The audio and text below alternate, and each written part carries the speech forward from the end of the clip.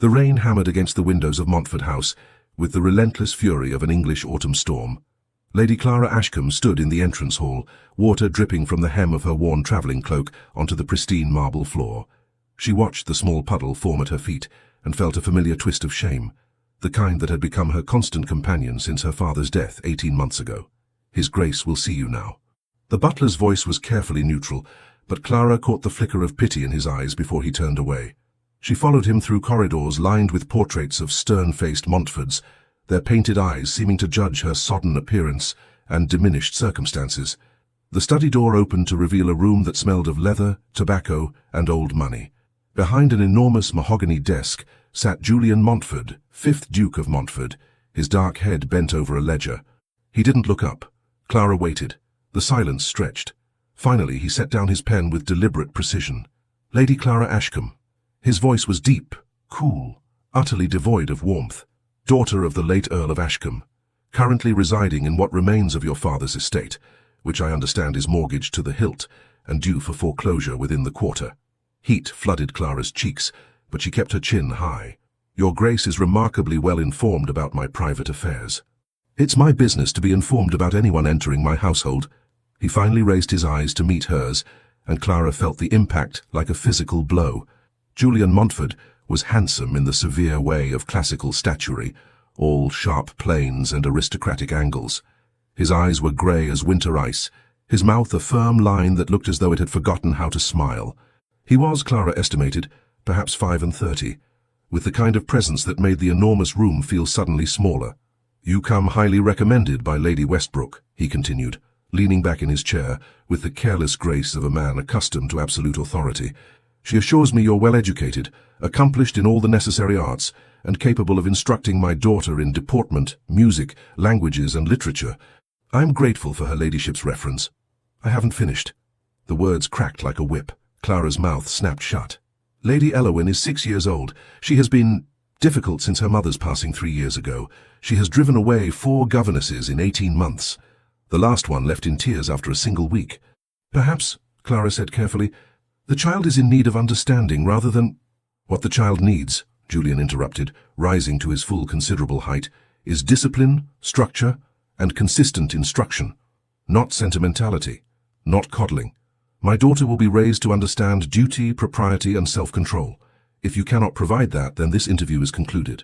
Clara felt her temper, the same stubborn streak that had caused her father endless consternation, begin to simmer. "And what of affection, Your Grace? What of kindness? The child has lost her mother. Surely she requires—" "Surely," he said, his voice dropping to a dangerous softness. "You are not presuming to lecture me on the raising of my own daughter, a woman who arrives at my door desperate for any position that will keep her from the workhouse." The words struck like a slap. Clara's hands clenched in the folds of her damp skirt, her nails biting into her palms. She should apologize. She should lower her eyes and accept whatever terms he offered. She needed this position, needed it with a desperation that woke her in the night, with her heart hammering and her sheets soaked with cold sweat. But she had been raised an earl's daughter, and some things ran deeper than necessity. "I beg your Grace's pardon," she said, her voice steady despite the fury and humiliation burning in her chest. "I spoke out of turn. However, if we are to be clear with one another, and I believe we should be, then allow me to state my position plainly. I am not a governess. I have not been trained for service. I am a gentlewoman who has fallen on difficult times, and I am willing to serve as companion and instructress to Lady Elowin, because circumstances require it. But I will not be treated as something less than human, and I will not stand silent if I believe a child in my care is being harmed." The silence that followed was absolute. The Duke's eyes narrowed to slits of grey ice. "You have extraordinary audacity," he said softly. "I wonder if you can afford it." "I wonder," Clara replied, matching his tone, "if your Grace can afford to lose another instructress. Lady Westbrook indicated you were becoming—" how did she phrase it? "Ah, yes. Rather desperate." For a long moment, they stared at one another across the expanse of polished mahogany. Then, to Clara's utter shock, one corner of the Duke's mouth twitched. It wasn't quite a smile. She suspected Julian Montfort had forgotten how those worked, but it was something. "Very well, Lady Clara, you may have your trial period. 1 month, £15 per annum, paid quarterly. You will have a room in the East Wing. Take your meals with the upper servants and report to me weekly on Elowin's progress. You will be neither family nor servant, but something in between." The position is companion and instructress, and you will remember that distinction at all times. £15. It was an insult. A London governess could command £40, sometimes £50 per annum. But Clara had no references beyond Lady Westbrook's kindness, no experience, and creditors circling her father's estate like ravens. "I accept," she said quietly. "Excellent. You will begin tomorrow. Mrs. Hickson will show you to your quarters." He had already picked up his pen, his attention returning to his ledger as though she had ceased to exist. Clara turned toward the door, then paused. "Your Grace?" "Yes?" He didn't look up. "Thank you for the opportunity. I shall endeavour to prove worthy of it." Now he did look up, his expression unreadable. "See that you do, Lady Clara. I have very little patience for disappointment." As she followed the housekeeper up the servants' stairs to a small, sparse room that would be her new home, Clara told herself that she could endure anything for security, even a cold, arrogant duke who looked at her as though she were a particularly tedious item on his household accounts. She told herself this very firmly. She almost believed it. The nursery at Montfort House occupied a suite of rooms on the 3rd floor, well away from the formal areas where the Duke conducted his business and entertained his guests. It was a bright space, or would have been if the curtains hadn't been drawn against the pale morning light. Clara entered to find a small figure huddled in the window seat, half hidden behind heavy velvet drapes. "Lady Elowen?" No response. Clara moved closer, her eyes adjusting to the dimness. The child was dressed in a severe grey frock that looked more suitable for mourning than for a 6-year-old's daily wear. Her dark hair, so like her father's, was pulled back in a tight plait. She clutched a rag doll to her chest and stared fixedly at nothing. "My name is Lady Clara Ashcombe," Clara said gently, settling herself on the far end of the window seat, careful not to crowd the child. "I'm to be your new companion and instructress." Still nothing. But Clara saw the small fingers tighten on the doll. "I've heard you're very clever," Clara continued conversationally, "that you can already read quite well, and that you know your sums better than most children twice your age. That's remarkable." A flicker of interest in the dark eyes quickly suppressed. "I wonder," Clara said, as though thinking aloud, "if you might help me with something. You see, I'm quite new here, and this house is enormous. I'm terribly afraid I shall get lost. Do you think you might show me about? I should be very grateful." For a long moment nothing, then barely audible, "You'll leave anyway. They all do." Clara's heart clenched. "Who leaves, sweetheart?" "Everyone. Mama left. Miss Thornton left. Miss Peters. Miss Caldwell. Miss Warren." The little girl's voice was flat, reciting names like a litany of losses. "Papa says I'm difficult, that I drive them away. He's probably right. He's always right about everything. Oh, my dear child." Clara slid closer, slowly, as one might approach a wounded animal. "You haven't driven anyone away. You've simply been very sad, and sadness sometimes makes us behave in ways we don't quite mean. That's perfectly natural. Papa says there's no excuse for poor behavior, that I must learn discipline and self-control. Your papa," Clara said carefully, "loves you very much, but even papas can be wrong sometimes, especially about feelings."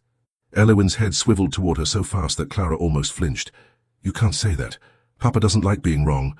"Well, that's something we have in common. I don't much care for being wrong either. But we're all wrong sometimes, whether we like it or not, even dukes." The ghost of a smile touched the child's lips. "You're peculiar. I've been called worse. Now then, about that tour of the house. I'm particularly interested in finding the library. I was told it's quite magnificent." Elowen hesitated, then uncurled from her defensive position. She was a tiny thing, all sharp angles and big eyes in a solemn face. "It is magnificent. It has books from floor to ceiling, and there's a sliding ladder, and a globe that's as tall as I am." "Then I absolutely must see it. Will you show me?" For the first time, something that might have been eagerness flickered across the child's face.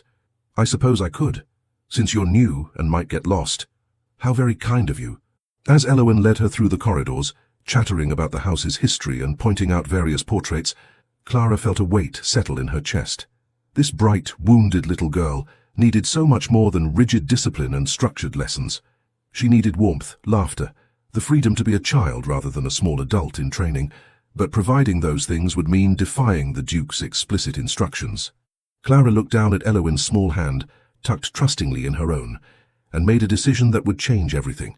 Some battles, she thought, were worth fighting, even against a duke. Beatrice Montfort, Dowager Duchess of Montfort, had not survived 63 years of aristocratic politics by being unobservant. She noticed everything. The slight hesitation in a servant's step that indicated brewing trouble in the kitchen, the way her son's jaw tightened when certain topics were raised, the quality of silence in a house that revealed its emotional temperature as clearly as any thermometer. So when she descended to breakfast on Clara's third day in residence and found the household humming with a different energy, she took note. Mrs. Hickson was smiling as she supervised the footman. The maids whispered excitedly as they changed the flowers in the morning room, and from somewhere above came a sound that Beatrice hadn't heard in 3 long years, a child's laughter. "Mrs. Hickson," Beatrice said as she settled into her chair, "who, pray tell, is making my granddaughter laugh?" The housekeeper's smile widened. "That would be Lady Clara, Your Grace. She's been an absolute godsend. Yesterday she convinced Lady Elowin to take her luncheon by turning it into a story about a princess who could only break an enchantment by eating all her vegetables. This morning they've been in the music room. I believe they're composing a song about ducks, I think it was." Beatrice's eyebrows rose. "Ducks?" "Yes, Your Grace. Lady Elowin has been singing it all morning. Something about a waddling duke who— oh, merciful heavens, I shouldn't repeat that part. Now you must tell me." Mrs. Hickson leaned in conspiratorially. "Something about a waddling duke with his pompous quack who thought he ruled the pond but was actually quite quackers. Lady Elowin thought it was the cleverest thing she'd ever heard." Beatrice pressed her napkin to her lips to hide her smile. "Did she indeed? And has my son heard this composition?" "Not yet, Your Grace, though I suspect it's only a matter of time." "I suspect you're correct. I think I shall take my breakfast in the morning room after all, and perhaps I might meet this remarkable Lady Clara." Julian Montford's morning had been perfectly ordered, as all his mornings were. He'd risen at 6, ridden for an hour through his grounds, reviewed correspondence over breakfast, and was now working through a complex contract negotiation with his solicitor. Then he heard it. Drifting through his study window, carried on the autumn breeze, the waddling duke with his pompous quack thought he ruled the pond, but was actually quite quackers. Waddle, waddle, quack, quack, quack. Even mighty dukes can't argue with a duck. Followed by gales of childish laughter and a warm musical voice saying, "Excellent. Now shall we add a verse about the Duchess Duck, who was far cleverer than her husband?" Julian's pen stopped moving. He set it down with extreme care, rose from his desk and moved to the window. Below in the garden he could see 2 figures. His daughter, actually running. When was the last time he'd seen Elowin run? Her dark hair coming loose from its plait, her grey dress grass-stained at the hem. And beside her, Lady Clara Ashcombe, hatless and equally dishevelled, spinning in a circle with her arms outstretched as though demonstrating some crucial element of duck deportment. They were both laughing. Something sharp and uncomfortable lodged beneath Julian's ribs. He told himself it was displeasure. The woman was supposed to be teaching his daughter discipline, deportment, and academic subjects, not romping through the gardens, singing ridiculous songs about quackers, he muttered. "She said I was quackers." "Who's quackers, dear?" His mother's voice came from the doorway. Julian turned to find Beatrice standing there with an expression of such studied innocence that he immediately knew she'd heard everything. "Mother, I wasn't aware you were— I've just been meeting your new employee. Delightful girl, wonderful sense of humour. Elowin adores her." Beatrice settled herself in one of his chairs without waiting for an invitation. "I haven't seen the child so animated since before Alice died." Julian's jaw tightened at the mention of his late wife. Her child should be at her lessons, not gallivanting about the garden making noise. "The child," Beatrice said mildly, "is 6 years old. 6-year-olds should gallivant. It's practically their primary occupation. And as for making noise, I believe the ability to laugh is one of life's more precious gifts, particularly for those who've experienced grief. Discipline. Oh, do stop saying discipline as though it's the answer to every question. You've always been far too much like your father, Julian, all duty and no joy. It's what made him miserable, you know, and it's what's making you miserable now. I am not miserable. I am managing my household and raising my daughter according to— Yes, according to proper principles. I've heard it all before." Beatrice waved a dismissive hand. "Tell me, when was the last time you actually spoke with Elowin? Not at her or about her education and behaviour, but with her. When did you last ask what she's thinking? What makes her happy? What she dreams about?" The uncomfortable feeling beneath Julian's ribs intensified. "I see her every evening. I inquire about her studies. You interrogate her about her lessons and then send her back to the nursery when she fails to provide sufficiently detailed answers. The poor child is terrified of you, Julian." "Terrified? That's absurd. I've never raised a hand to her, never— There are many ways to frighten a child. Coldness can be just as devastating as cruelty. Perhaps more so." Beatrice rose, smoothing her skirts. I like Lady Clara. I like her very much. I suggest you don't drive her away as you did the others.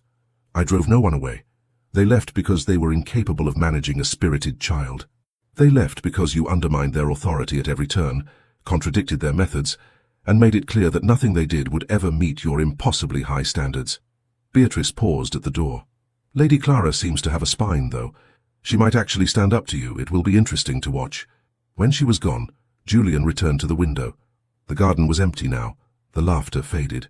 But he could still hear it in his mind, his daughter's joy bright and unrestrained, and underneath it that other voice, warm, teasing, utterly unafraid. He told himself the tightening in his chest was irritation. He almost believed it. Clara's first weekly report to the Duke came on Friday evening. She stood in his study once more, this time dry and marginally more composed, with a written account of Elowen's progress in hand. Julian read it in silence. When he finally looked up, his expression was inscrutable. "You've taught my daughter to sing," he said flatly.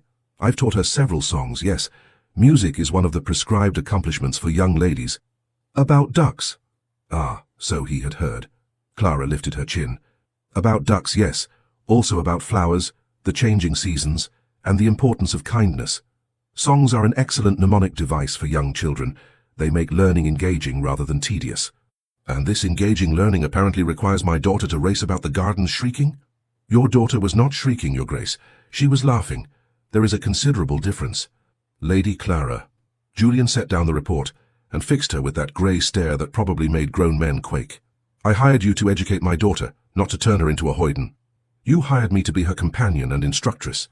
A companion provides companionship. A concept which I'm beginning to suspect is somewhat foreign to you." The words were out before Clara could stop them. She watched the Duke's face darken and braced herself for dismissal. Instead, he said softly, "You are remarkably impertinent for someone in your position. Would you prefer I lie to you, Your Grace? Pretend that a grieving child needs nothing but rote lessons and rigid discipline? I can do that if you wish. I can turn Elowen into a perfect little automaton who sits silent and still and never causes you a moment's concern, but she'll be miserable. And in my experience, miserable children do not become happy, healthy adults." "Your experience," he said, his voice dropping to a dangerous purr, "consists of precisely 1 week in this household. I think you'll forgive me if I place more weight on my own judgment. Your judgment has resulted in 4 governesses fleeing in tears, and a child who believes she's fundamentally flawed. So perhaps, Your Grace, your judgment could benefit from reconsideration." The silence that followed was so profound that Clara could hear her own heartbeat thundering in her ears. She'd gone too far. She knew it, but she couldn't seem to stop herself from continuing. "Elowen told me something yesterday. She said that her mama used to laugh and that you haven't smiled since mama went to heaven. She asked me if sadness was catching, like a cold, if that's why you seem so ill all the time." Something flickered across Julian's face. Pain, perhaps, or fury, or some combination of both. "How dare you—" "She's a child, Your Grace. A bright, sensitive, desperately lonely child who has lost her mother and believes she's losing her father to grief and anger. You can dismiss me if you wish. I'm sure you can find 50 women who'll take this position and keep silent, while a little girl's spirit is slowly crushed. But I will not be one of them." She was breathing hard, her hands trembling with the force of her anger and fear. This was it. She'd be dismissed and she'd return to her crumbling estate and her creditors and the slow, grinding poverty that awaited her. But before Julian could respond, a small voice came from the doorway. "Papa?" They both whirled. Elowen stood on the threshold, still in her nightdress, her eyes enormous in her pale face. "Papa, please don't send Lady Clara away. Please, I'll be better. I'll do my lessons perfectly. I'll be quiet and still and good, I promise. Just please don't make her leave." The child was crying now, great heaving sobs that shook her small frame. Clara moved instinctively toward her, but Julian was faster. He dropped to his knees in front of his daughter, his face stricken. "Elowen!" "Everyone leaves," the child wept. "Mama left, and all the teachers left, and now Lady Clara will leave too because I'm difficult, and you'll be angry, and I'll be alone again. And I can't— Hush, sweetheart, hush." Julian's voice, for the first time since Clara had met him, was gentle. "No one is leaving. Lady Clara isn't going anywhere. You promise?" He glanced up at Clara, and she saw something raw and uncertain in those grey eyes. "I promise. Now come, let's get you back to bed. You should be sleeping. Will you tell me a story?" Elowen's voice was small, hopeful. "Like Mama used to." Julian's throat worked. I don't remember the stories your mama told. Lady Clara knows stories, Elowen said, looking between them. Perhaps she could tell one, and you could listen too. Clara saw the Duke's struggle written clearly on his face, pride warring with love, control fighting against the desire to give his daughter what she so desperately needed. If Lady Clara is willing, he finally managed. I'm willing, Clara said softly. She followed them to the nursery, watched as Julian tucked his daughter into bed with a tenderness that made Clara's chest ache. Then she settled in a chair beside the bed and began to spin a tale about a brave princess and a lonely dragon who learned to be friends. Julian stood by the door, half in shadow, but Clara could feel his gaze on her throughout the story, could sense the tension radiating from his rigid form. When Elowen finally drifted off to sleep, Clara rose as quietly as she could. She and Julian left the nursery together, walking in silence down the dimly lit corridor. At the top of the stairs, he stopped. Lady Clara. She turned to face him. In the low light, his features were softer, less severe, almost human. Thank you, he said quietly. For that. For caring about her. I don't do it because it's my position, Your Grace. I do it because she's an extraordinary child who deserves to be cherished. Something shifted in his expression. You make it sound simple. Loving a child should be simple. It's we adults who complicate it with our fears and our need for control. And you think I'm controlled by fear? Clara considered lying, then decided she'd already risked everything. What was one more truth? I think you're terrified of losing her the way you lost her mother. So you're trying to turn her into something that can't be hurt or broken. But children aren't stone, Your Grace. They're meant to be soft and tender and vulnerable. That's what makes them children. For a long moment, he simply looked at her. Then, £15 is inadequate for the work you're doing. I'll increase it to 30. It wasn't an apology. It wasn't an acknowledgement that she might be right. But it was something. Thank you, Your Grace. Julian, he said abruptly. When we're discussing Elowen, you may call me Julian. It was a crack in the armor, small but significant. Julian, Clara said, testing the name. It felt dangerous on her tongue. Intimate. Then you should call me Clara. Clara. The way he said it in that deep voice made something flutter in her stomach. Good night, Clara. Good night. She watched him descend the stairs, his broad shoulders disappearing into the shadows. Only when he was gone did she allow herself to acknowledge the truth. Julian Montfort was dangerous.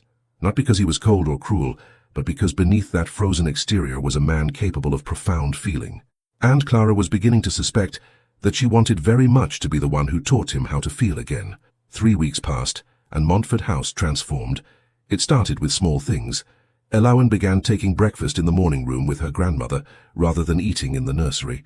Her severe grey frocks were quietly replaced with lighter muslins in soft blues and roses. The curtains in the schoolroom were thrown open, letting in the pale November sun. And slowly, cautiously, Julian began to thaw.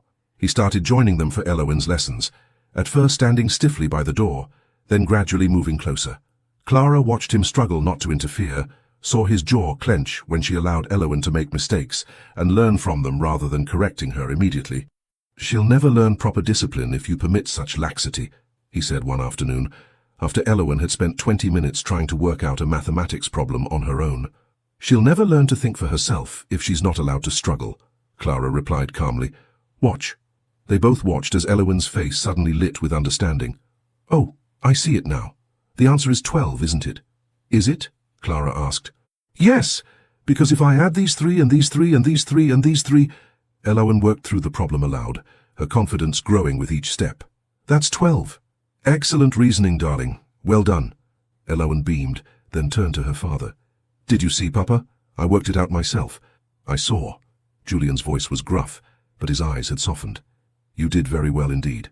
After the lesson, as Elowen ran off to play in the garden under the watchful eye of a nursemaid, Julian lingered. You were right, he said abruptly, about letting her think for herself. I've been...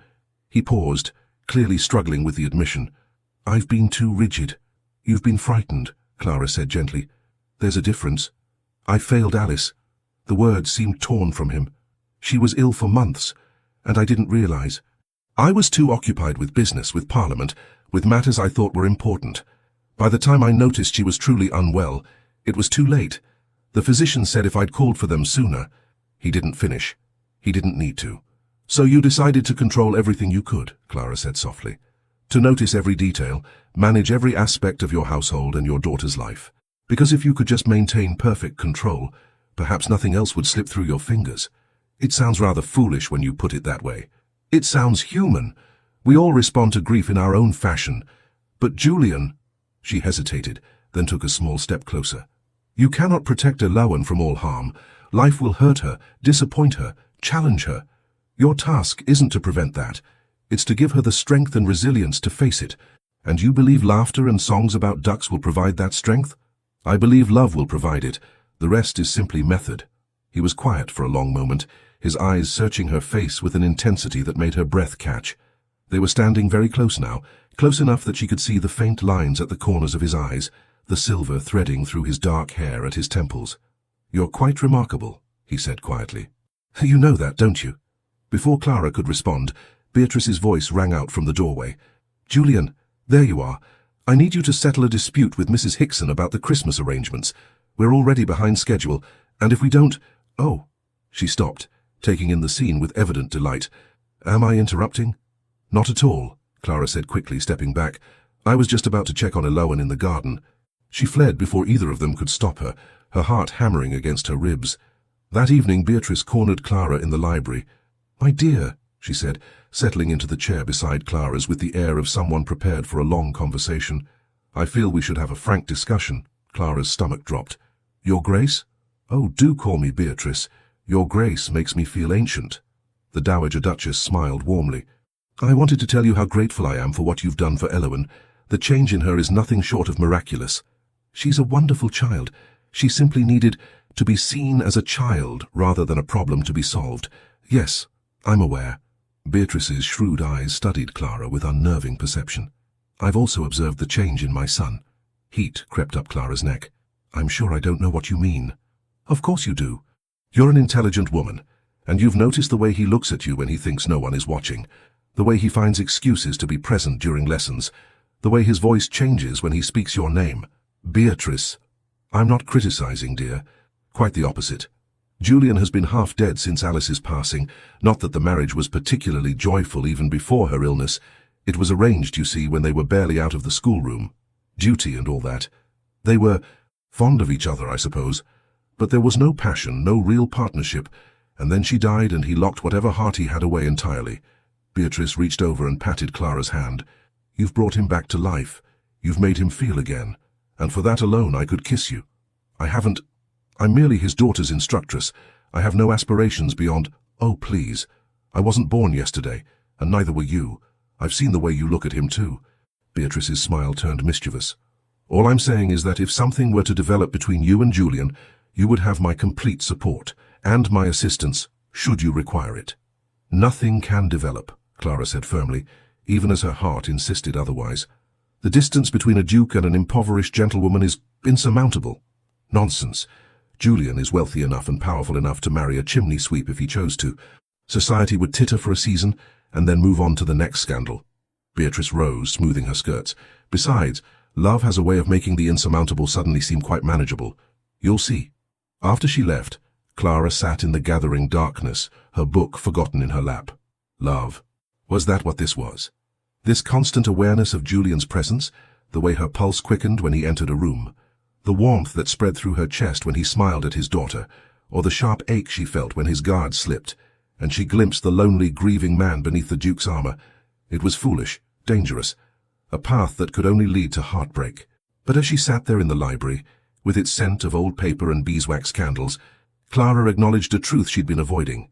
It was already too late to protect her heart. She'd fallen in love with Julian Montfort, and she had absolutely no idea what to do about it. The tension between them grew with each passing day. It was there in the brush of fingers when Julian handed Clara a book, in the way his gaze lingered on her face during Elawan's piano lessons, in the charged silence that fell whenever they found themselves alone.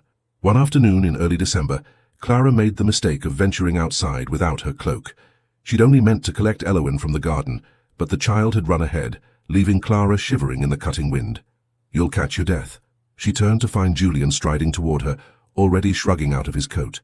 Before she could protest, he draped it around her shoulders. It was heavy and warm, carrying the scent of sandalwood and something uniquely him. Thank you, she managed. He stood very close, his hands still resting on her shoulders where he'd settled the coat. You should take better care of yourself. I'm perfectly capable. I know you're capable. You're the most capable woman I've ever met, but even capable women need someone to look after them occasionally. His thumbs moved in small circles against her shoulders, the touch burning through the fabric of her dress. Clara's breath caught. Julian. Papa, Lady Clara, come see what I found. They sprang apart as Elowen came racing toward them, clutching something in her cupped hands. Julian cleared his throat roughly and stepped back. What is it, sweetheart? A chrysalis. And look, you can see the butterfly inside. Lady Clara says that in spring it will emerge and fly away. Isn't that wonderful? Wonderful, Julian agreed, but his eyes were on Clara, not the chrysalis. That night Clara lay awake in her small room, Julian's coat still draped over her chair.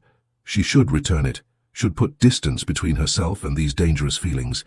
Instead, she found herself breathing in its scent and imagining impossible things. The breaking point came 3 days before Christmas. Julian had been working long hours, managing year-end business affairs. Clara saw him only in passing, brief encounters in corridors, silent meals where he sat at one end of the long dining table, and she at the other, formal and distant. She told herself it was for the best, that the space between them was necessary and good. Then he summoned her to his study. Clara knocked, her heart in her throat. Enter. He was at his desk, as always, surrounded by papers and ledgers. But when he looked up, his face was drawn with exhaustion. Clara, thank you for coming. Please sit. She perched on the edge of the chair, her hands folded tightly in her lap. I've been reviewing the household accounts, he said without preamble, and I find myself concerned. Her stomach dropped. Concerned? You've been here nearly 2 months. You work from dawn until well past dark. You teach, Elowen, yes, but you've also taken on responsibilities far beyond what I hired you for. You've reorganized the nursery, coordinated with the kitchen staff to ensure Elowen has proper meals, even begun supervising the maids who maintain that wing of the house. You're functioning as a governess, a companion, and a household manager. I don't mind the extra work, and I'm paying you £30 per annum, less than I pay my head groom.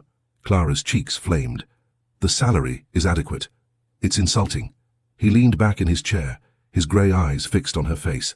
I'm increasing it to £60, effective immediately, and I'm formally changing your title from companion and instructress to governess. It's more appropriate to your actual duties. £60. It was generous, more than generous. It was enough to pay off her father's smaller debts to keep the estate from foreclosure for another year at least. It was also a clear boundary, a reminder of what she was, an employee, a governess, not a lady of the house, not a potential. Clara stood abruptly. If that's all, Your Grace, I should return to Elowen. Clara, thank you for the increased compensation. It's most generous. Will there be anything else? She saw hurt flash across his face, quickly masked. No, nothing else. She made it to the door before his voice stopped her. I didn't mean to offend you. Clara turned back. You haven't offended me. You've been very clear about my position in this household, and I appreciate the clarity. That's not... He ran a hand through his hair, frustration evident in every line of his body. Blast it, Clara, I'm trying to do the right thing here. The right thing would have been to not look at me the way you've been looking at me, she said, her voice shaking. The right thing would have been to maintain proper distance, but instead you confuse me. You stand too close and touch my shoulders and give me your coat and make me feel things I have no right to feel. And then you remind me that I'm an employee, that there's an insurmountable distance between us. So yes, Your Grace, perhaps the clarity is exactly what I need. The silence that followed was absolute. Then Julian was moving, rounding his desk with startling speed. He stopped mere inches from her, close enough that she had to tilt her head back to meet his eyes. You think I don't know there's distance between us? His voice was low, rough. You think I haven't lain awake at night cataloguing every reason why I should keep away from you? You're in my employ. You're young enough to be, well, not my daughter, but certainly too young for a man of 35. You've lived through hardship and loss, and you deserve security, not the complications of an entanglement with your employer. I've listed every rational objection 100 times over. Then why? Because none of it matters when you're near me. The words seemed torn from him. Because I think about you constantly. Because Elowen asks me every morning if I've noticed how pretty you look, and I want to tell her that I noticed nothing else. Because yesterday you laughed at something she said, and I wanted to cross the room and... He cut himself off, breathing hard. And what? Clara whispered. This. He kissed her. It wasn't tentative or gentle.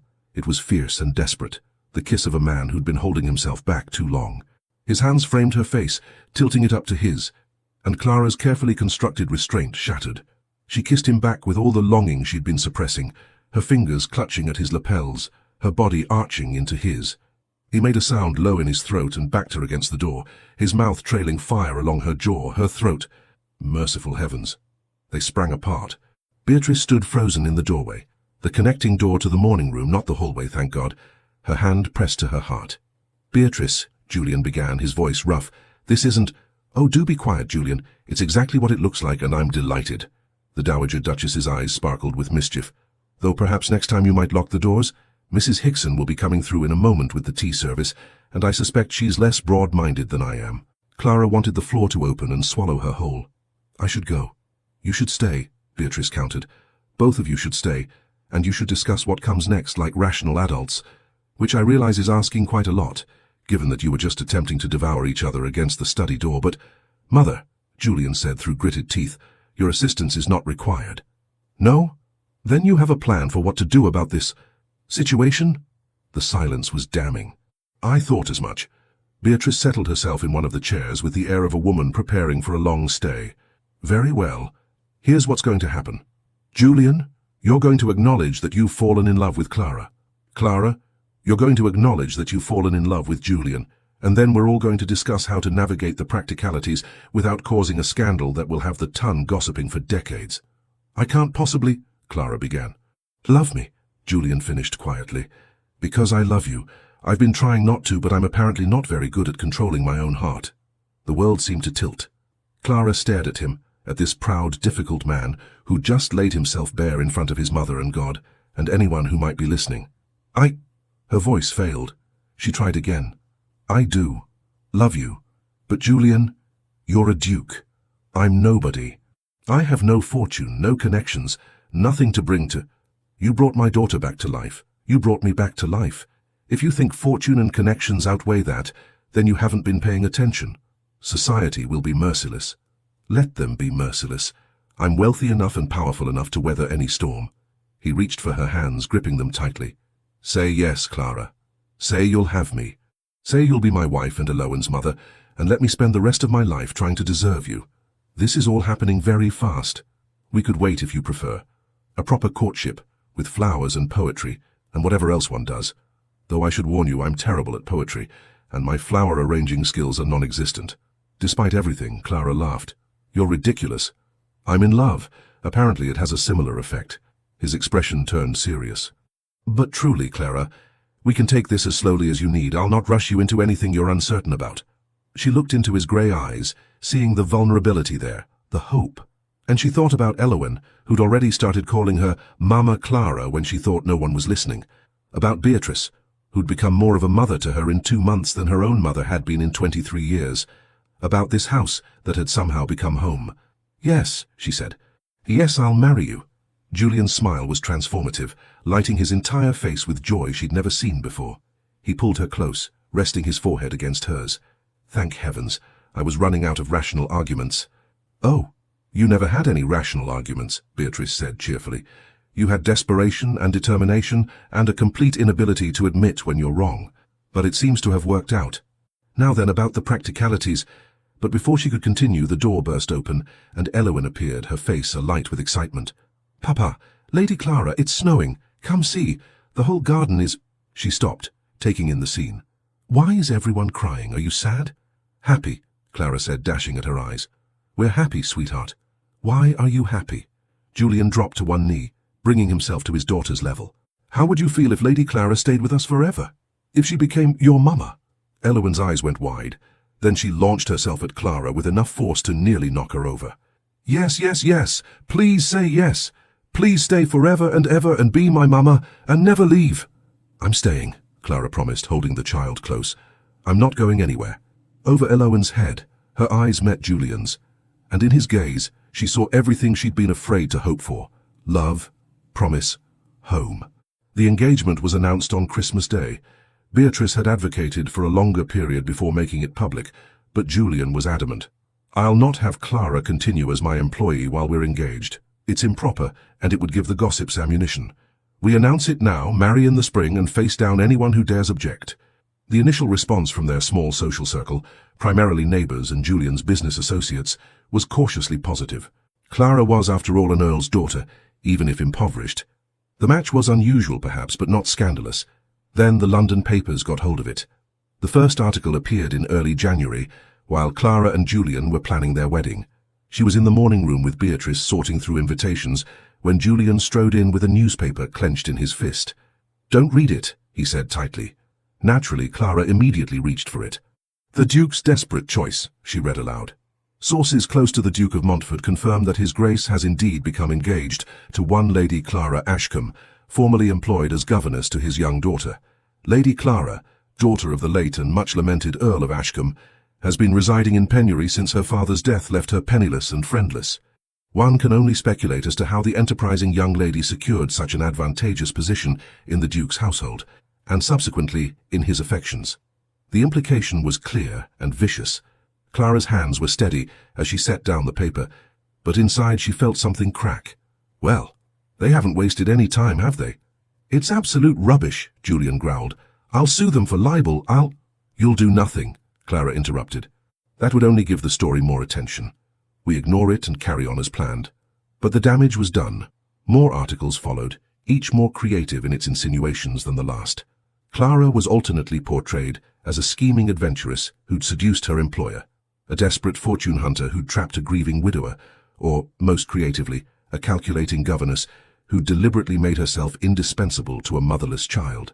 The tone's reaction was predictably vicious. Several families who'd accepted their wedding invitation sent regrets. Others, who'd previously been cordial to Julian, suddenly found themselves unavailable for meetings. Clara bore it with outward composure, but Julian saw the toll it took. She grew quieter, more withdrawn. The sparkle that had drawn him to her began to dim. "Perhaps," she said one evening, nearly a month after the engagement announcement, "we should consider a longer engagement. Allow society time to adjust to the idea. If we marry too quickly, it will only confirm their suspicions." They were in the library, ostensibly reviewing wedding plans, but Julian could see the defeat in her eyes, and it enraged him. "Absolutely not. We marry in April as planned." "Julian." "No." He set down his glass with enough force to make it ring. "I will not allow a pack of bored aristocrats and scandal-mongering journalists to dictate my life, or yours. It's not just about us. There's Elowen to consider. The things they're saying about me, if she hears them, Elowen knows you love her, that's all that matters." "Is it?" Clara's voice was sharp with frustration. "When she's older, when she enters society, they'll remember this. They'll whisper about how her stepmother was the governess who caught a duke. It could affect her prospects, Then we'll find her a husband who has the sense to value character over gossip." "Clara, why are you letting them win?" "Because maybe they're right." The words burst out of her. "Maybe I am a fortune hunter. Maybe I did scheme and calculate and make myself indispensable." Julian was across the room in 3 strides. He gripped her shoulders, forcing her to meet his eyes. "Stop. Stop doing this to yourself." "But what if nothing? I know who you are. You're the woman who sang ridiculous songs to make my daughter laugh, who stood up to me when no one else dared, who brought warmth and life back into this mausoleum of a house. You love me for who I am, not what I am. And I love you for exactly the same reason." Tears spilled down her cheeks. "It's just so hard. Every day there's another article, another cut, and I keep thinking, what if you wake up one day and realize they're right? What if you regret this?" "Never." He pulled her close, cradling her against his chest. "I would regret many things in my life, Clara Ashcombe, but loving you will never be one of them." She clung to him, her tears soaking into his waistcoat, and Julian made a silent vow. Whoever was behind the worst of the gossip would pay. He was a duke, with resources and connections they couldn't imagine, and he would use every one of them to protect the woman he loved. It was Beatrice who uncovered the source. She cornered Julian in his study one afternoon, her face grim. "It's Amelia," she said without preamble. Julian looked up from his correspondence. "Amelia?" "Lady Amelia Hartwick, Alice's younger sister." Understanding crashed over him. Amelia had always been possessive of her connection to the Montfort family. After Alice's death, she'd assumed she would continue to have a prominent place in Julian's household, perhaps even imagined she might eventually become the next Duchess. "How do you know?" "Because I confronted her. Directly." Beatrice settled into a chair, looking every inch the formidable Duchess she'd once been. "I paid a call this morning and asked her point blank if she was spreading malicious gossip about your intended. She denied it, of course, but she also couldn't quite hide her satisfaction at the damage being done. I'll speak with her." "You'll do no such thing." If you confront her, you'll confirm that her campaign is working. No, we need a different approach. Beatrice's eyes gleamed with strategic calculation.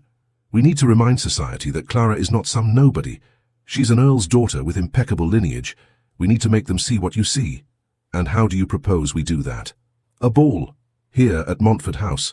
A grand engagement celebration. We invite everyone, and I mean everyone, the cream of society. We show them Clara in her element, gracious, educated, charming. We remind them that she's one of them.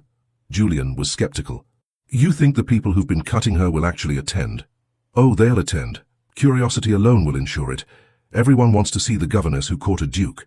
We simply need to ensure that what they see changes their minds. It was a risk. A public spectacle could either vindicate Clara or humiliate her further. But Julian found himself nodding. Very well, but we do this properly. Spare no expense. I want every detail perfect. Leave it to me, Beatrice said, already rising with the air of a general planning a campaign. I'll make sure it's an evening they'll never forget. When Julian told Clara about the ball, her reaction was not what he'd hoped. Absolutely not. Clara, you want to parade me in front of the entire ton. Let them examine me like some curious specimen. Judge whether I'm worthy of being your wife. I want to show them who you really are. To remind them that you have every right to be at my side. I don't need their approval, Julian. Perhaps not, but I'll not have you living under a cloud of suspicion for the rest of your life. And more importantly, I'll not have Eloan growing up hearing whispers about her stepmother. That gave Clara pause. Julian pressed his advantage. One evening, a few hours of polite conversation and dancing. You've faced far worse. Have I? At least when I was poor and alone, I only had to contend with creditors. They were mercenary but honest about it. The ton is mercenary and dishonest. They'll smile at me while holding their knives ready. Then we'll face their knives together. He took her hands, his grip warm and steady. You're not alone anymore, Clara. You have me and Beatrice and an entire household that adores you. We'll get through this. Together. She searched his face, then finally nodded. One ball. But I'm not wearing anything too elaborate. I refuse to look like I'm trying too hard. Wear a potato sack if you wish. You'll still be the most beautiful woman there. Despite everything, she laughed. Now I know you're besotted. My beauty has never been my chief attribute. Perhaps not, but your courage, your intelligence, your capacity for love, those are more beautiful than any conventional prettiness could ever be. Now keep talking like that, and I might actually believe you love me for more than my ability to manage your daughter. I love you for 1,000 reasons, and managing Eloan brilliantly is merely one of them. He pulled her close, breathing in the lavender scent of her hair. Though I confess, watching you with her does make my heart do rather extraordinary things. Such as imagine what you'd look like holding a child of our own. Clara's breath caught. Julian, I know we haven't discussed it, and we needn't, not yet. But I find myself thinking about it. About a house full of children. About Eloan having brothers and sisters. About... She silenced him with a kiss. When they finally broke apart, both breathing hard, she rested her forehead against his. One crisis at a time, she said softly. First, we survive this ball. Then we plan our wedding. Then, she smiled, then we can discuss filling this enormous house with more little Montforts. Is that a yes? It's a we'll see, which is more than you deserve considering you've just volunteered me for social torture, for which I apologize and which I promise to make up to you, extensively, after we're married. The heat in his voice made her shiver. You're incorrigible. I'm in love. The condition appears to be permanent. The ball was set for the first Saturday in March, giving Beatrice 6 weeks to plan and Clara 6 weeks to panic. Eloan, at least, was thrilled. You're going to look like a princess, Mama Clara, and Papa will dance with you and everyone will see how much he loves you, and they'll know the stories in the papers are all nonsense. Out of the mouths of children, Clara thought, if only it were that simple. But as the date drew closer, she found herself caught up in preparations despite her reservations. Beatrice insisted on hiring a modiste from London to create Clara's gown. Nothing from the village dressmaker, my dear, not for this. And the result was breathtaking. The dress was silk, the color of midnight, cut simply but elegantly, with delicate silver embroidery that caught the light. It made Clara's skin glow and her eyes seem impossibly deep. You look like starlight, Julian said, when he saw her in it for the final fitting. His voice was rough with emotion. I look terrified, Clara corrected. That too, but mostly like starlight. The night of the ball arrived with unseasonable warmth, as though spring had decided to make an early appearance. Montfort House blazed with light, every chandelier lit, every surface polished to gleaming perfection. Clara stood in her room, dressed in her midnight silk, her hands trembling as her lady's maid arranged her hair. "You can do this," she told her reflection.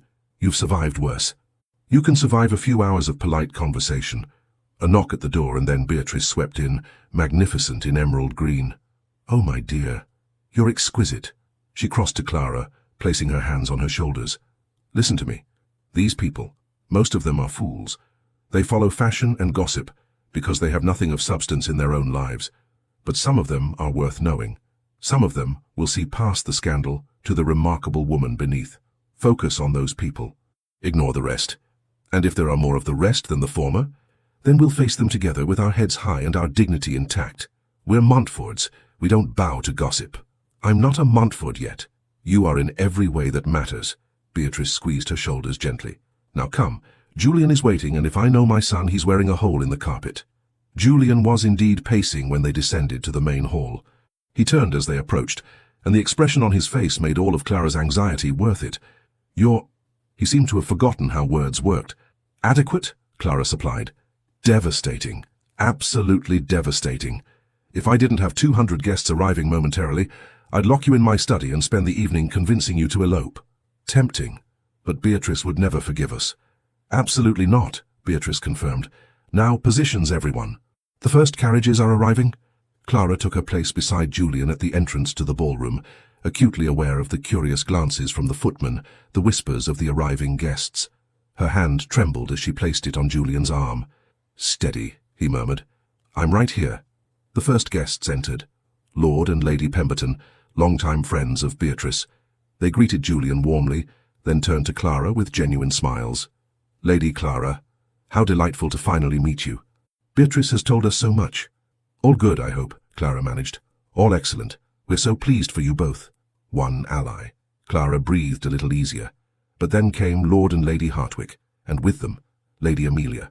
Amelia was beautiful in the brittle way of expensive porcelain, perfect features, flawless complexion, and eyes like chips of ice.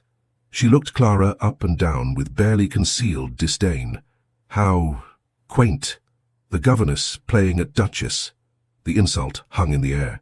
Clara felt Julian tense beside her, but before he could respond, she said calmly, "How kind of you to come, Lady Amelia. I do hope you enjoy the evening." It was perfectly polite, perfectly neutral, and it made Amelia's rudeness all the more obvious. Lady Hartwick flushed. "Amelia, really, it's quite all right," Clara said smoothly. "I'm sure Lady Amelia meant no offense. Grief can make us say things we don't quite mean. I understand she was very close to the late Duchess."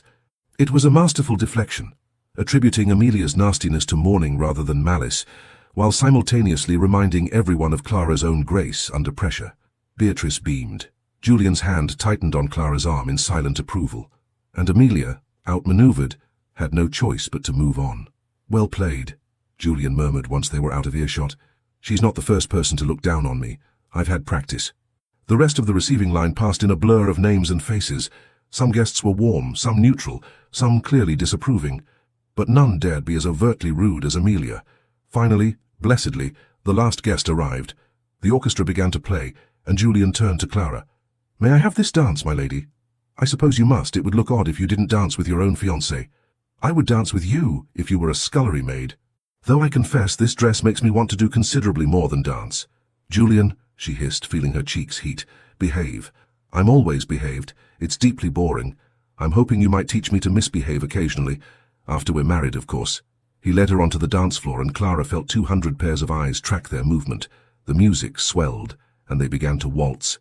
"Everyone's watching," she whispered. "Let them watch. Let them see how beautiful you are. How perfectly you fit in my arms. How absolutely, completely, irrevocably in love I am. You're going to make me cry. Please don't. I have it on good authority that crying makes your nose red, and I need you to be intimidatingly beautiful for at least another 2 hours." She laughed despite herself. "Where did you learn to be charming? Surely not from your previous life as an ice sculptor." "From you. You've taught me that life doesn't have to be all duty and discipline. That joy is possible, even necessary." He spun her through a turn, his hand firm at her waist. "You've saved me, Clara. In every way a person can be saved. Now you're definitely trying to make me cry. Just being honest." His eyes met hers, serious now. "Whatever happens tonight, whatever they say or think or write in their ridiculous papers, none of it matters. You're mine, and I'm yours, and that's all that's real. The dance ended, and Clara found herself immediately claimed by a succession of partners. Some danced with her out of curiosity, others out of genuine warmth. She moved through it all in a daze, hyper-aware of Julian's gaze tracking her around the room.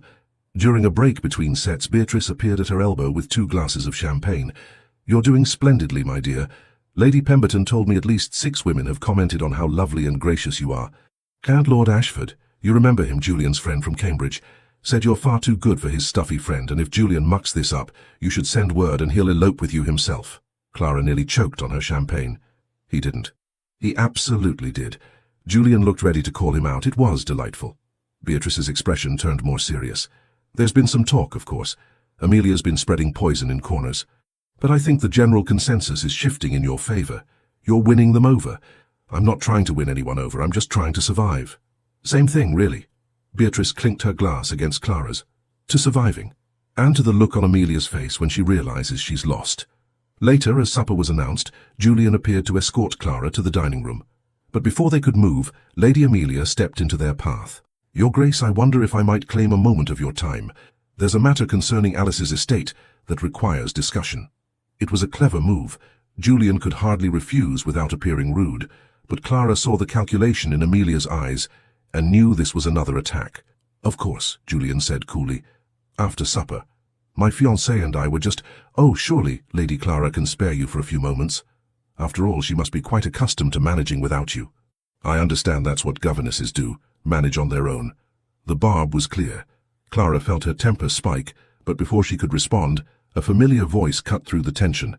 "Lady Amelia, how delightful to see you. I've been meaning to ask your opinion on a matter of the utmost importance." Everyone turned.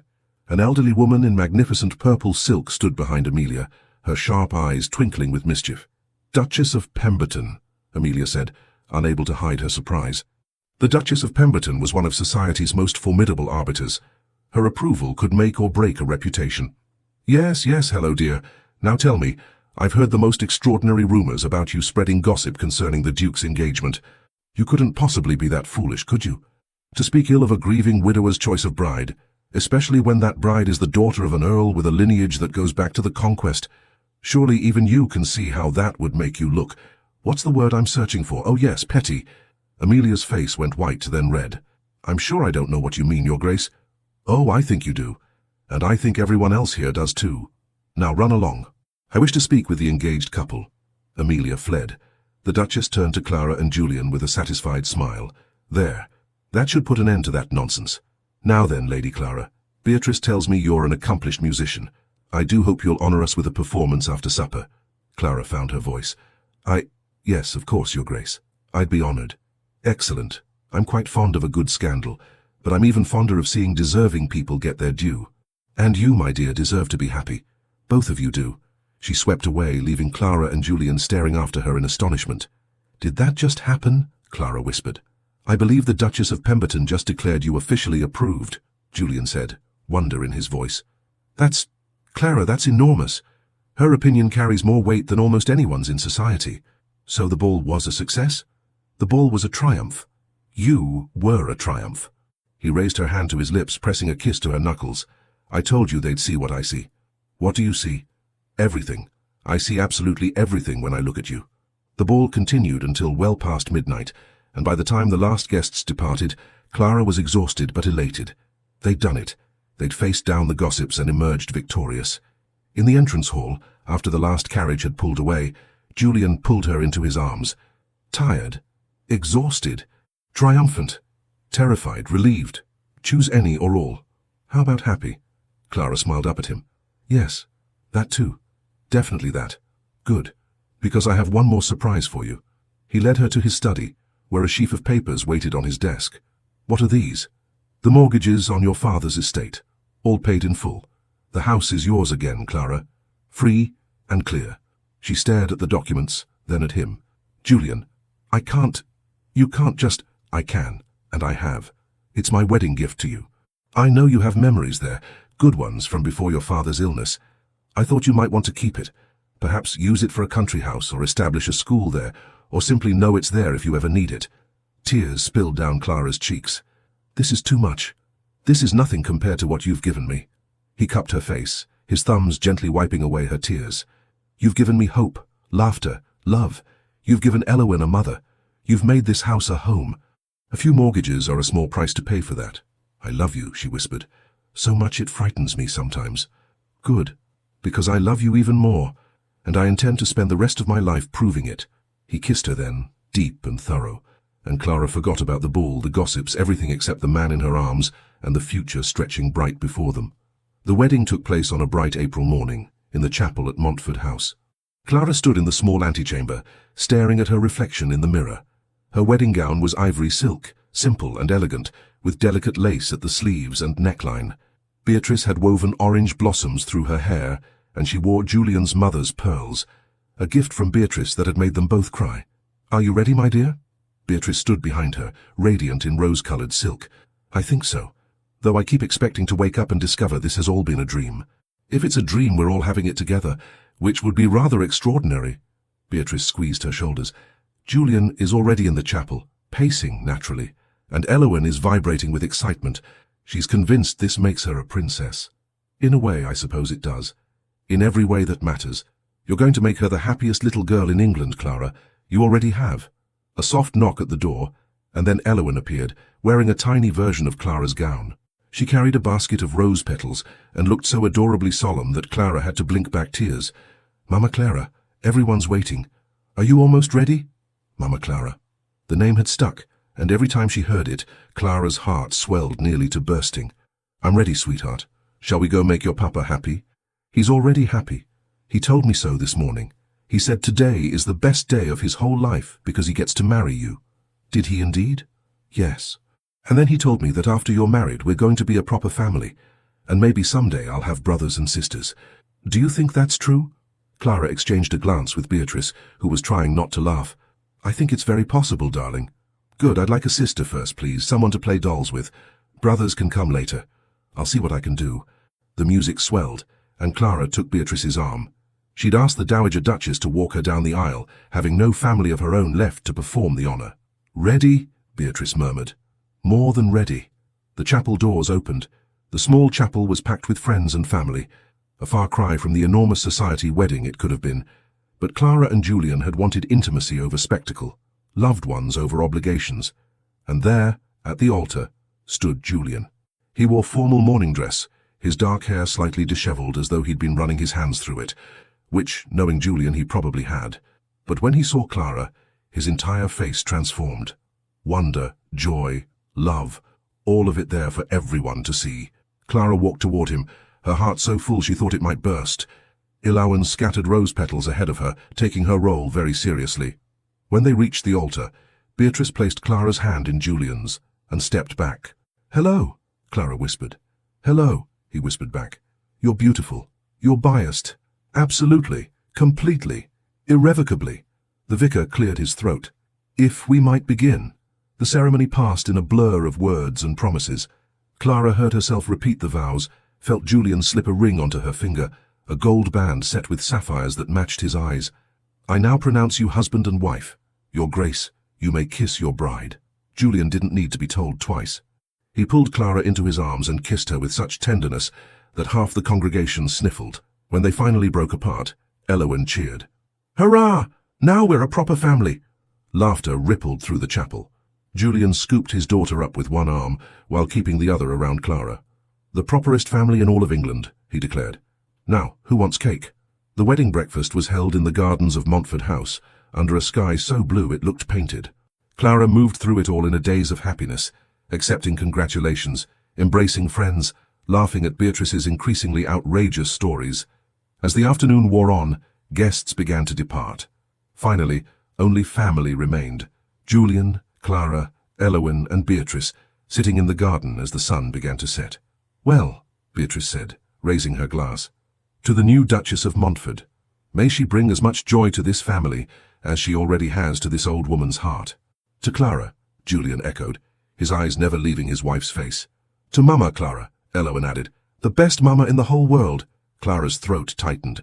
To family, the one we're born into and the one we choose. Thank you for choosing me. Later, after Elowen had been carried to bed by a beaming nursemaid, and Beatrice had tactfully retired to her rooms, Julian led Clara to the library. "I have something for you," he said. "Another gift. Julian, you've given me so much already. This one's different." He handed her a leather-bound journal. "Open it." Inside, written in Julian's precise hand, were words that made her eyes sting with tears. "My dearest Clara, I was not always a good man. I was cold, controlling, more concerned with duty than with joy. I believed that love made one vulnerable, and vulnerability was weakness. I was wrong about so very many things. You taught me that strength isn't the absence of vulnerability. It's the courage to be vulnerable anyway. You showed me that control is an illusion, but connection is real. You gave me back my daughter, my laughter, my capacity to feel. This journal contains all the things I should have said during our courtship, but was too stubborn or too proud to voice. Every moment I fell more deeply in love with you. Every time you surprised me, challenged me, changed me. I'm writing them now so that years from now, when we're old and our children are grown and Montford House is full of grandchildren, you'll have proof that I knew from the very beginning how fortunate I was, how blessed, how utterly, completely yours. All my love, always, Julian." Clara looked up to find him watching her with an expression of such tenderness that it took her breath away. "I'm not good with words," he said softly. "Not like you are, but I wanted you to have something permanent, something that says what I sometimes can't. You're better with words than you know." She set the journal aside and moved into his arms. "And you're very good at other things too, such as kissing. You're excellent at kissing. High praise indeed. Care to provide a demonstration of my skill?" She did, quite thoroughly. When they finally came up for air, both breathing hard, Julian rested his forehead against hers. "I never thought I'd have this," he admitted. "After Alice died, I thought I was done. That grief and duty were all I had left. And then you walked into my house dripping wet and defiant, and everything changed. I was terrified that day. You didn't show it. You just lifted that chin of yours and told me I was wrong about my own daughter. No one had dared speak to me like that in years. Probably because you're intimidating and powerful and dukish." "Dukish? It's a word. I've decided." He laughed, the sound rich and warm. "You've decided, of course you have. My Duchess, making up words and rules and generally turning my carefully ordered world upside down. Is that a complaint? Never. It's a celebration." He kissed her again, slower this time, deeper. "I love you, Clara Montford, my wife, my Duchess, my everything. I love you too, my impossible, stubborn, wonderful Duke." They stood there as darkness fell, wrapped in each other's arms, while Montford House settled into peaceful silence around them.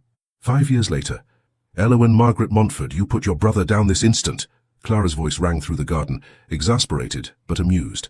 She stood on the terrace of Montford House, one hand resting on her very pregnant belly, watching as 11-year-old Elowyn chased her 3-year-old brother Thomas around the rose bushes. "But Mama, he took my book."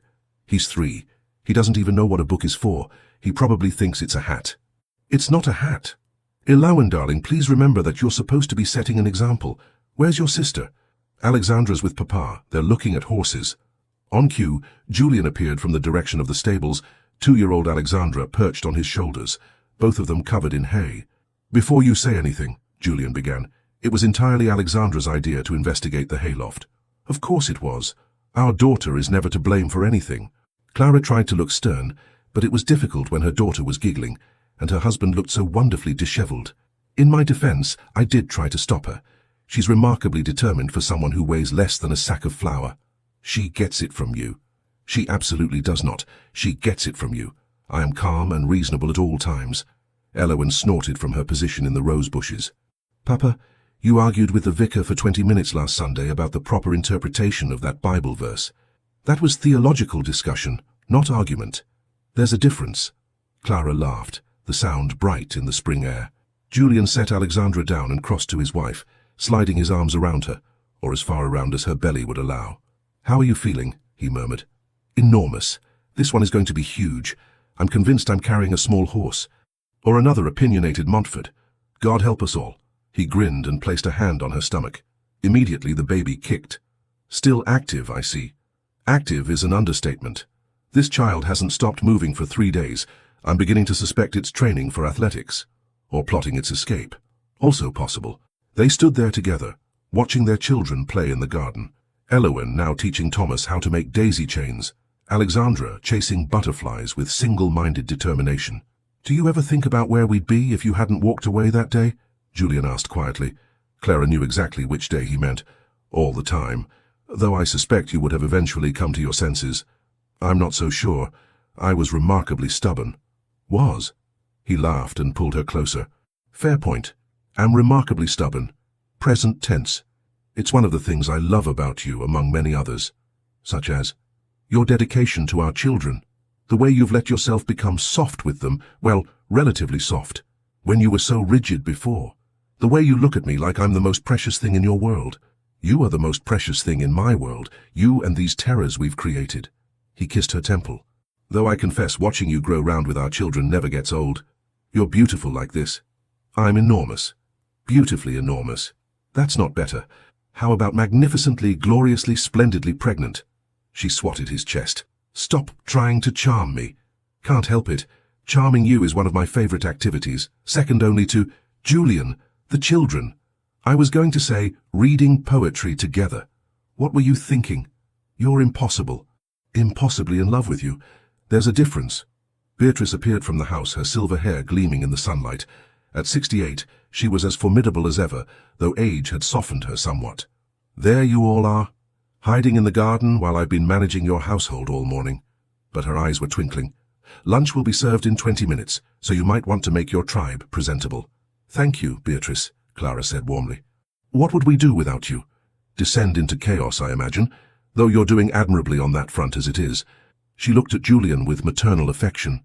Your mother would be proud, you know, of the man you've become. The father. The husband. Julian's throat worked. I hope so. I know so. Now come along, all of you. And Julian, please remove the hay from your daughter's hair before bringing her to table. We're not farmers, regardless of how enthusiastically Alexandra embraces rural life. After she left, Clara and Julian herded their children toward the house. Thomas immediately demanded to be carried. Alexandra insisted on bringing 3 different flowers to lunch, and Eloan launched into a complex explanation of a story she was writing. It was chaos. It was noisy. It was messy. It was absolutely perfect. That evening, after the children were finally asleep, a process that involved 3 stories, 2 glasses of water, 1 monster check under the bed, and Alexandra's insistence that her father personally tuck in each of her 17 dolls, Clara and Julian retreated to their bedroom. Exhausted? Julian asked, watching Clara lower herself carefully onto the bed.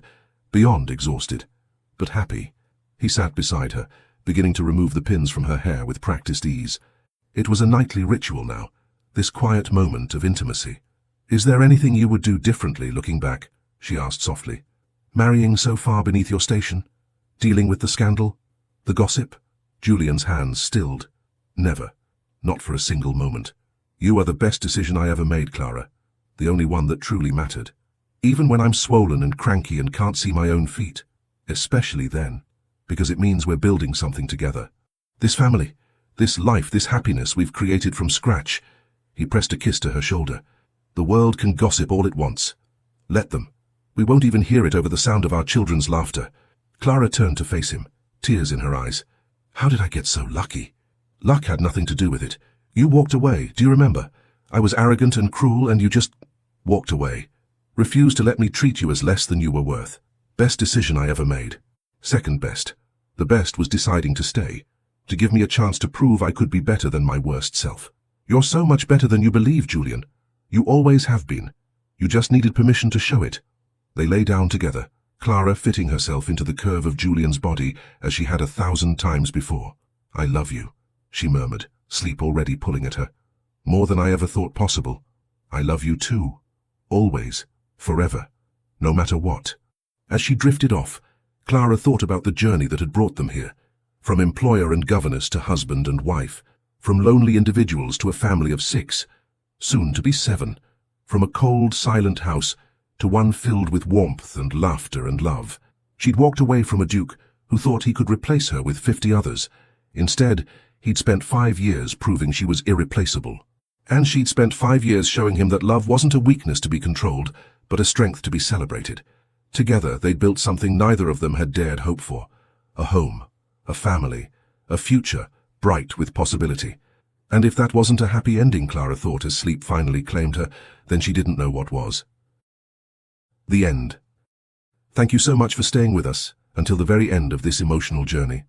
If you were moved by Clara and Julian's story, by the transformation of a cold house into a warm home, by the laughter of a little girl, and by the kind of love that breaks down every wall, then please consider liking, commenting, and sharing this video.